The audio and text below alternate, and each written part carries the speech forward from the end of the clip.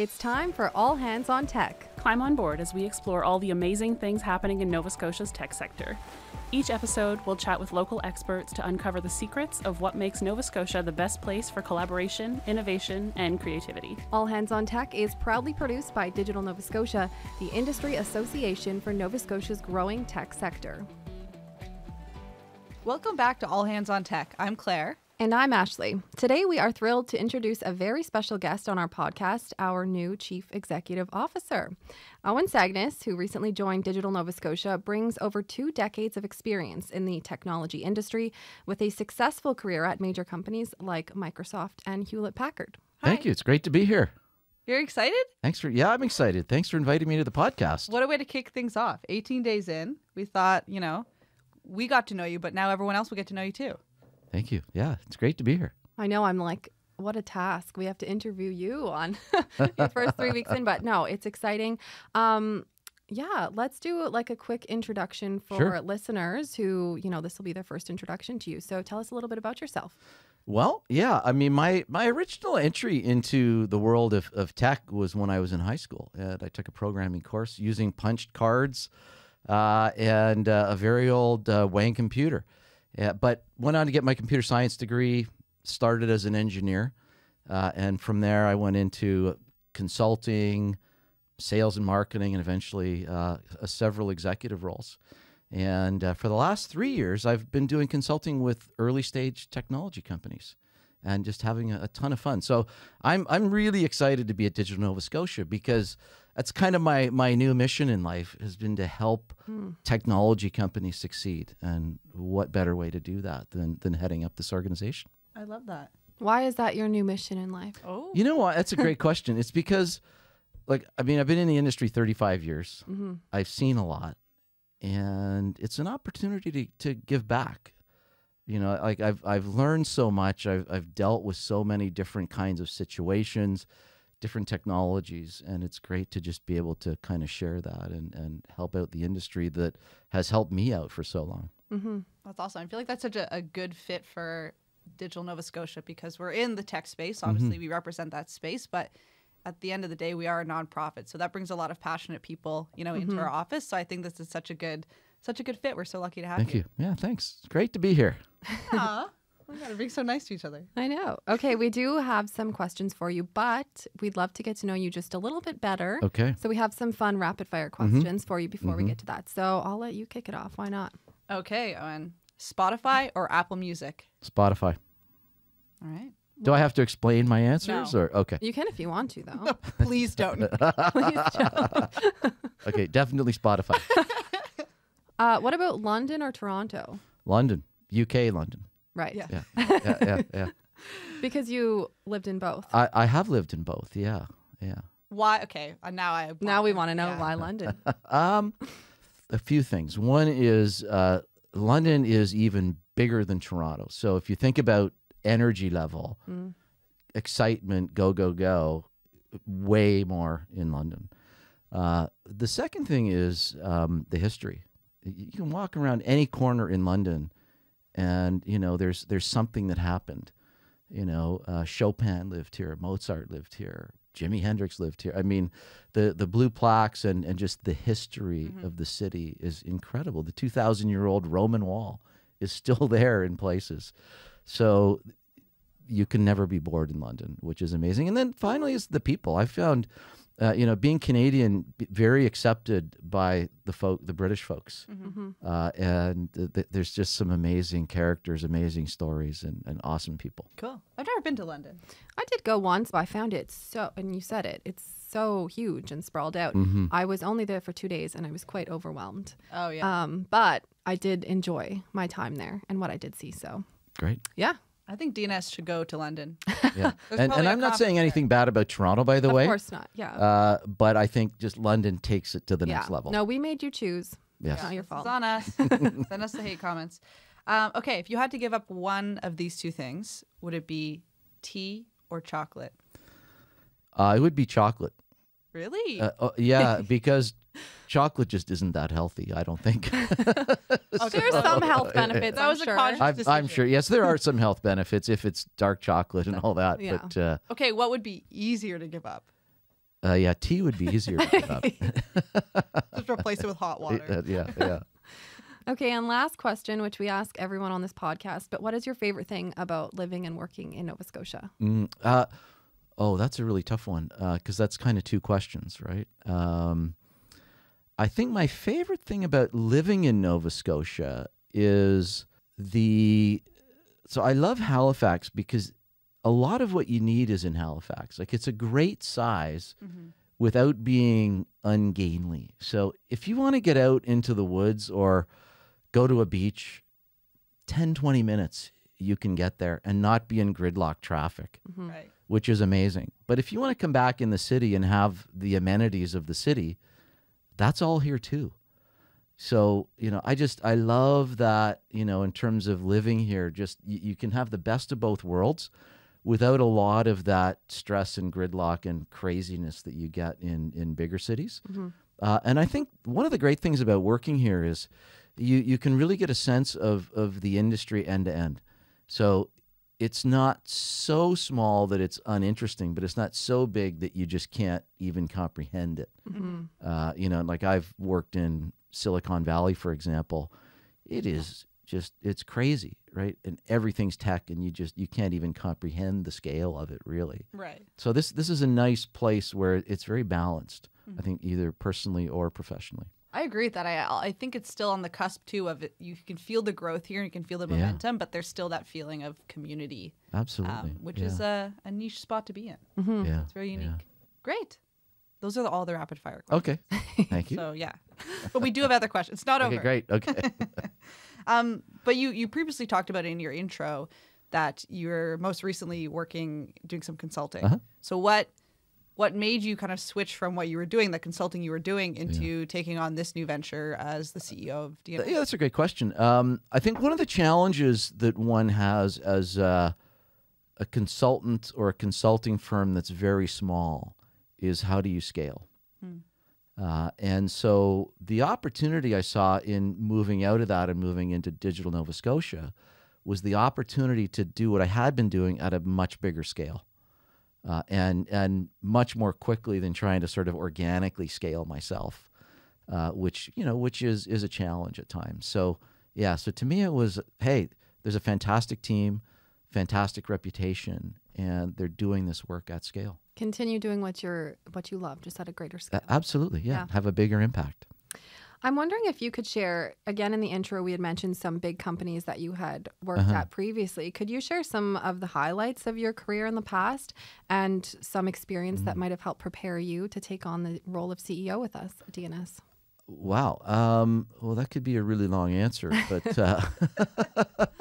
just a few. because, you are sort of in large measure the product of all those experiences that you've had.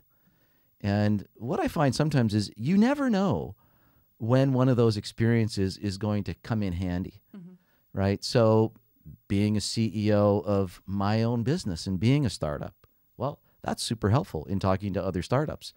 Being a CEO of a software as a service software company, having global exposure and working in a big multinational several times, that also comes in handy. But I think the one sort of theme that's been through my entire career has been being in the technology industry, but always learning, never stopping learning new things, which I think is so important in this industry. I think as soon as you think you know it, or you've decided I'm not going to learn anything else, that's when you're in trouble. And, a few months ago, I learned how to do campaigns on Google Search. I knew all about Google Search and how it operated. I'd never set up my own campaign. So I went in and just learned how to do that. Every year I'm learning new technologies, new ways of doing things. Hopefully you guys have tried ChatGPT. I'm sure lots of people that are listening to this have, but that's a transformative new technology. So I think that's got to be the key is the growth mindset and that continuing desire to learn and be passionate about learning new technologies. Especially in this industry. I mean, yeah. Even if it's like net new technologies, but even a technology you may have been using for the last 5 years. I mean, even just, I'm just thinking of meta ads, for example, like those completely changed. Like, well, this and year, you know, so yeah, they're always transforming. And what's the new technology I'm learning right now? MacBook. Oh, Right. So I've been a Windows guy for a long time, and now I've got a MacBook, and I'm learning that. And learning that to close windows, it's on the left and not the right. And the scroll wheel goes the opposite way. everything is opposites. Yeah. find it It is funny. I think that's a good attitude to have. Like you said, for this industry, but for life in general, having that growth mindset. I wanted to say, like, shout out to Bradley Shepherd Diversity. We did DEI training in the summer. Yeah. And he made us kind of like outline our values. And like growth was one of the top ones for me too. Because I think as long as you're going through life, you know, with your glass empty, always willing to learn from other people, like it's just, you're going to be fine. Absolutely. Yeah. Yep. So when you were working as a consultant, working with startups in this area, what were some of the trends that you noticed? Like, what are some of the things to look out for? Oh, wow. So I've been doing my own podcast on exactly that. We're just, you know, scratching the surface even there. You can plug your podcast right now. Yeah. My podcast is called The Minimum Viable Podcast. And it's all about, you know, lessons learned from the world of startups. I think one of the lessons that is universal is that people are so important. They're not interchangeable. Getting the right skill set is always a challenge. Keeping people motivated is always a challenge. Retaining people in the organization is always a challenge. Like in this world, it is a people-based business. It's knowledge work. And having the right people in the right roles is so critical to success. You know, we used to say in one company I worked at, put your A people on your A problems, which kind of means, you know, understand the strengths of the people that you have and be able to deploy those strengths against the problems where those people will make the biggest difference. And so that is maybe the one constant I've seen across not just the startup world, but even, you know, giant companies like Microsoft or HP. It really does come down to having quality people, making sure they're led properly, and making sure they're deployed in a way where they can maximize their potential. I'm curious. We talked a little bit at the beginning kind of about what you loved about Nova Scotia. And what you loved about working here as well. But what do you think sets us apart from other places, like other provinces or other places, like in terms of the tech industry here? Yeah, it's interesting. When I first moved to Nova Scotia a long time ago, you know, what I found was that in business, there's culture is so important. Whether you're in Nova Scotia or London or Toronto or wherever. And to me, really what one needs to be thinking about is there's the internal culture of an organization. There's the culture of the industry, and then there's the culture of where you work. And so really it's, you know, the culture that you're experiencing and you've got to adapt to is the intersection of all three of those: industry, company, and geography. And so you know, even though we can be in the same industry or the same company, there is the local culture that's always a little bit different.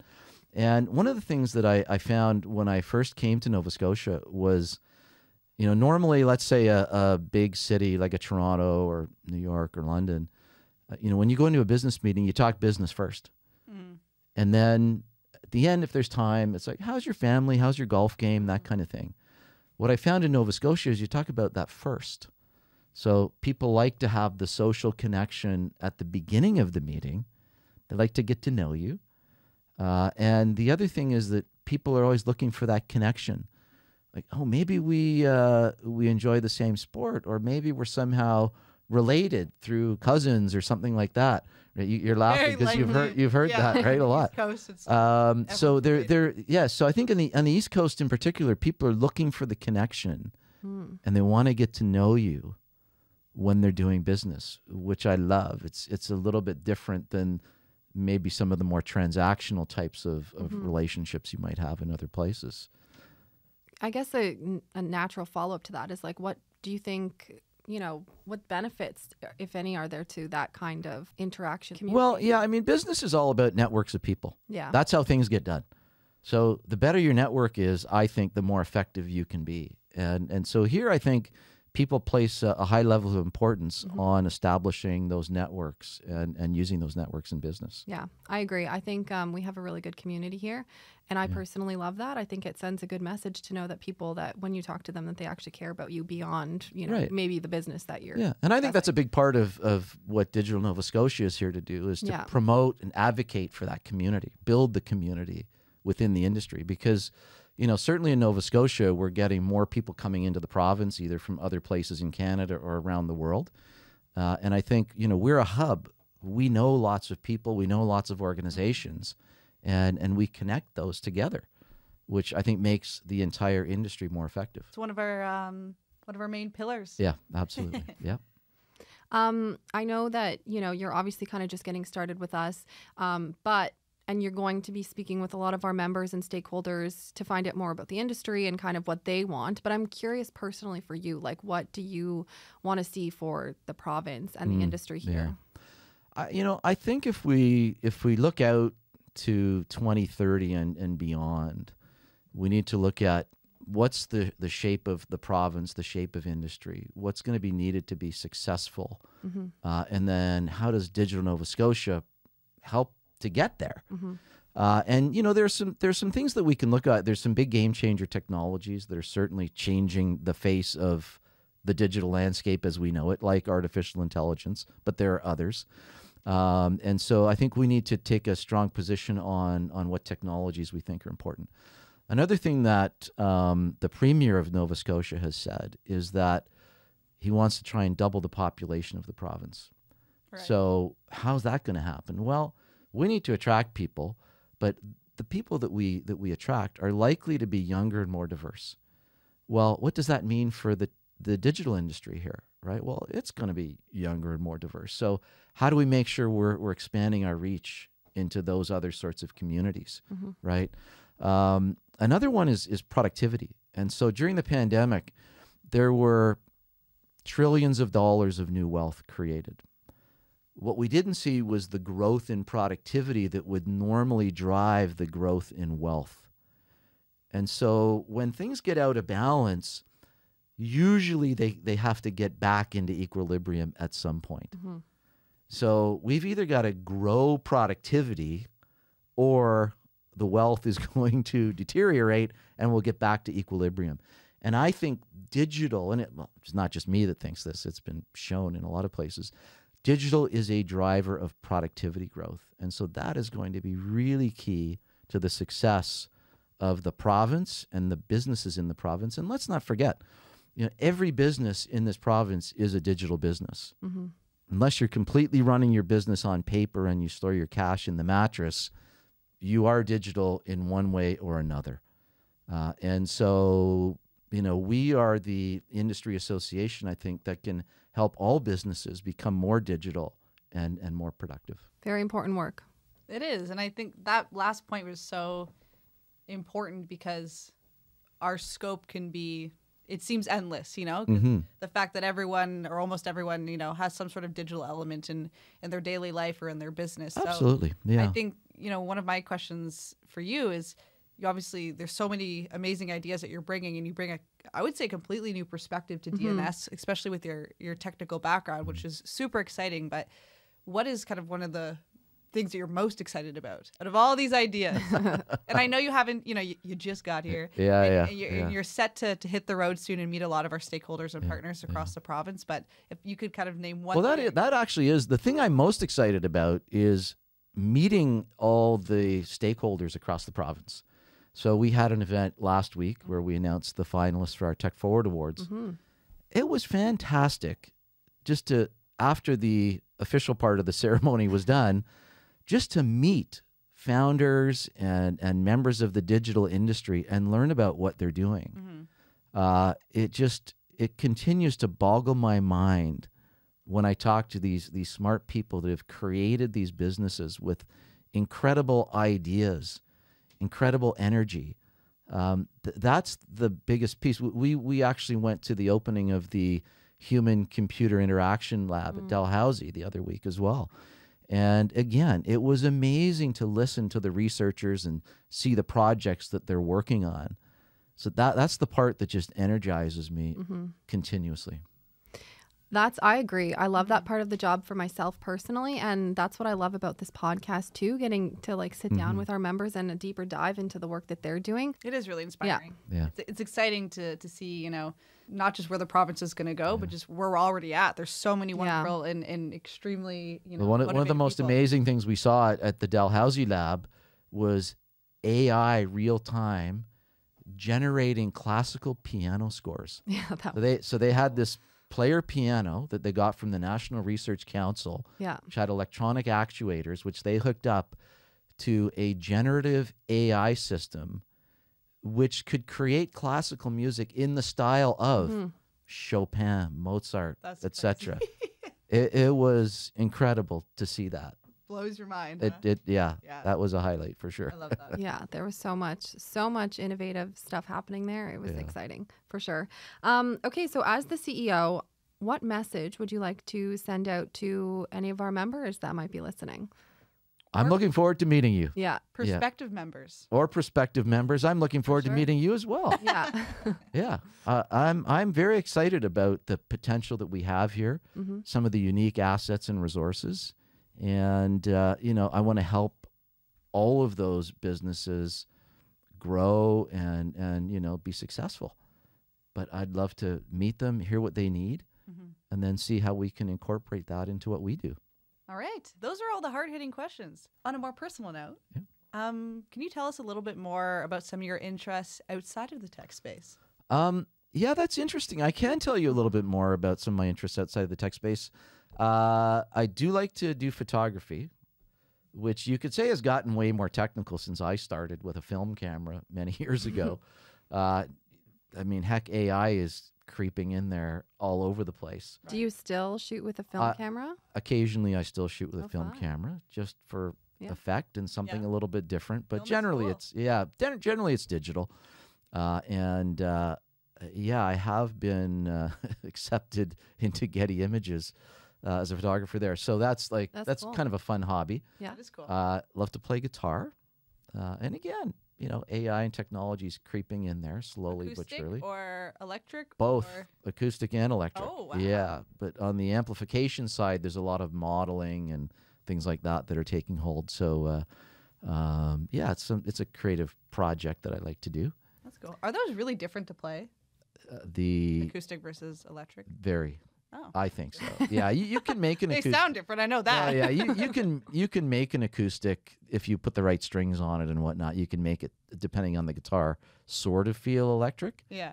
And then, of course, with electrics, you've got semi-acoustics and all sorts of things. So, but yeah, generally speaking, acoustic and electric are fairly different. Cool. And of course, the distorting amplifiers make the electric side quite different. Yeah. Do you have a favorite genre of music that you like to play? Blues. Oh, yeah. Nice. Funky. Yeah, I like blues because it's kind of easy. To get really good at an instrument, it takes time and dedication, and I don't necessarily have the time or the dedication to get really good. But blues is quite accessible, I think, if you're like me, where it's more of a hobby than anything else. Have you ever played a show? No, I have never played a show. I have played with other people, but not in front of an audience. I think we're Maybe looking one for a day. band for the Tech Forward Awards, right? Yeah. Yeah, don't look to me. Okay, well, we always leave it off to our guests to end the episode, and we don't want to miss the opportunity because we don't often get to plug what we're doing at DNS. So I'm going to leave it with you. Is there anything exciting coming up that you would like to share happening at Digital Nova Scotia? Well, we have the Tech Forward Awards coming up on November 9th, which I think is going to be a great event and another good opportunity for me to meet with members, non-members, just the community in general. You're going to be a busy guy with like 300 people. Well, yeah. And then I'm going on a listening tour of the province Yes, that's in gonna be November great. as well. So I think we'll partner with some of the local enterprise networks and get out and meet a lot of folks there as well. Yeah, lots of exciting stuff coming up. Yeah. We are all very excited.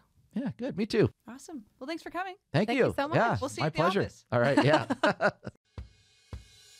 Thanks for tuning in to All Hands on Tech. Interested in learning more? Visit us on our website at www.digitalnovascotia.com. We'll see you next time. This has been a Podstarter production.